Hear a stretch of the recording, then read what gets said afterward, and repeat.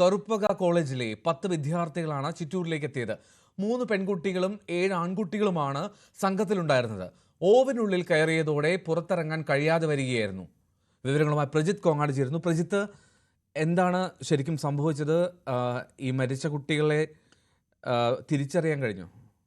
എൽദോ, ഇന്ന് വൈകുന്നേരം ഇന്ന് ഉച്ചയ്ക്ക് 2 മണിയോട് കൂടിയാണ് ചിറ്റൂർ കറുപ്പകം കോളേജിലെ 10 അംഗ സംഘം അടങ്ങുന്ന കുട്ടികൾ ചിറ്റൂർ പുഴയിലേക്ക് വരുന്നതും ചിറ്റൂർ പുഴയുടെ സമീപത്തുള്ള അവർ ഇരുന്ന് ആഹാരം കഴിക്കുകയും തുടർന്ന് ചിറ്റൂർ പുഴയിലേക്ക് ഇറങ്ങുകയും ചെയ്യുന്നത്.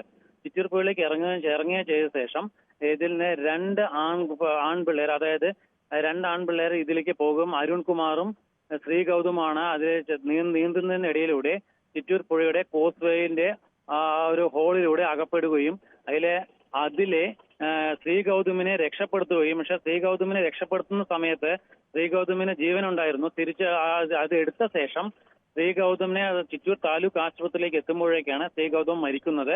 ഇവർ എല്ലാവരും ചിറ്റൂർ കറുപ്പകം കോളേജിലെ 2ാം വർഷ ബയോടെക്നോളജി വിദ്യാർത്ഥികളാണ്. ഇപ്പോൾ അരുൺകുമാറിന്റെ മൃതദേഹമാണ് ഇപ്പോൾ കിട്ടിയിരിക്കുന്നത്. ചിറ്റൂർ കോസ്വേയുടെ താഴത്തെ ഓവിനുള്ളിൽ കുടുങ്ങിയ നിലയിലാണ് കിട്ടിയിരിക്കുന്നത്. 10 അംഗ സംഘമാണ് ഇവിടെ. ഇന്ന് ശനിയാഴ്ച ആയതിനാൽ ഇവിടെ വന്ന് ഇവർ ചിറ്റൂർ പുഴയിലെ സമീപത്ത് വന്ന് കുളിക്കാനും എല്ലാ കാര്യങ്ങൾക്കുമായി വന്നിരിക്കുന്നത്.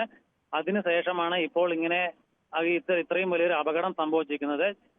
മരിച്ച അരുൺകുമാറിനെയും ശ്രീ ഗൗതമിന്റെയും മൃതദേഹം ഇപ്പോൾ ചിറ്റൂർ താലൂക്ക് ആശുപത്രിയിലേക്ക് മാറ്റിയിരിക്കുകയാണ്.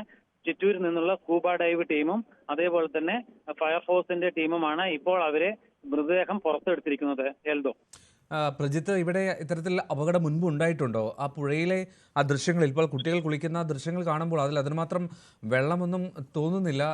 അങ്ങനെ അപകട സാധ്യതയുള്ള ഒരു സാഹചര്യമാണ് അവിടെ സ്ഥിരമായി? ഇത് സ്ഥിരമായിട്ട് തമിഴ്നാട്ടിൽ നിന്നുള്ള കുട്ടികളാണ് ഇവിടെ വരാറുള്ളത്.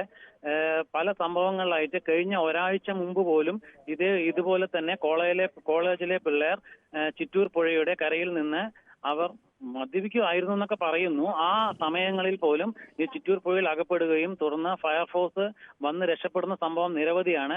സ്ഥിരമായിട്ട് തമിഴ്നാട്ടിലുള്ള കോളേജിലെ കുട്ടികൾ ഇവിടെ വരുന്നതും ഇതുമാതിരി പുഴയിൽ അകപ്പെടുന്നതും ഇവിടെ ഒരു നിത്യസംഭവം മാറിയിരിക്കുകയാണ്. ഇവിടെ ഒരു മുന്നറിയിപ്പ് ബോർഡുകളോ മറ്റു സംവിധാനങ്ങളോ ഒന്നും ഇല്ലാത്തതാണ് ഇത്രയും പ്രശ്നം എന്നാണ് ഇവിടുത്തെ നാട്ടുകാരും പറയുന്നത്.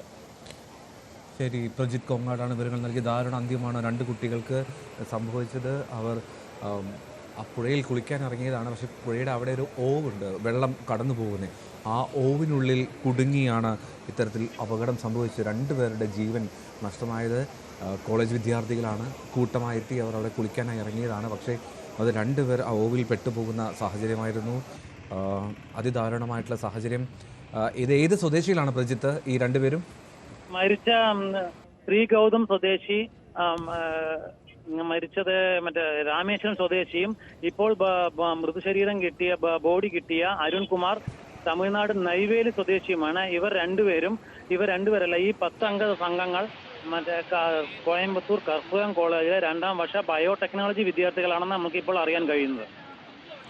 ഓക്കെ, കറുപ്പകം കോളേജിലെ ബയോടെക്നോളജി വിദ്യാർത്ഥികളാണെന്ന് മനസ്സിലാക്കുന്നു. അവർ കൂട്ടമായ ക്ലാസ്സിൽ നിന്നെത്തിയതാണ് 10 പേരടങ്ങുന്ന സംഘം. അതിൽ 2 പേരാണ് ഇത്തരത്തിൽ അപകടത്തിൽപ്പെട്ട് മരണം സംഭവിച്ചത്.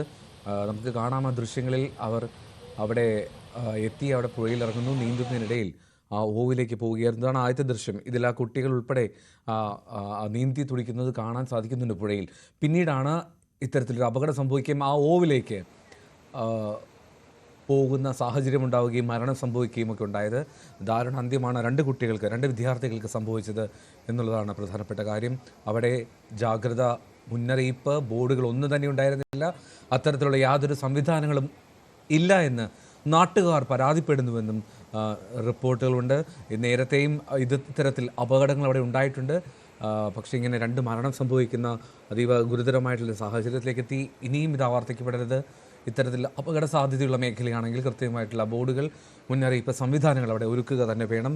2 വിദ്യാർത്ഥികൾക്ക് ഇപ്പോൾ ജീവൻ നഷ്ടമായിരിക്കുന്നു ചിറ്റൂരിൽ.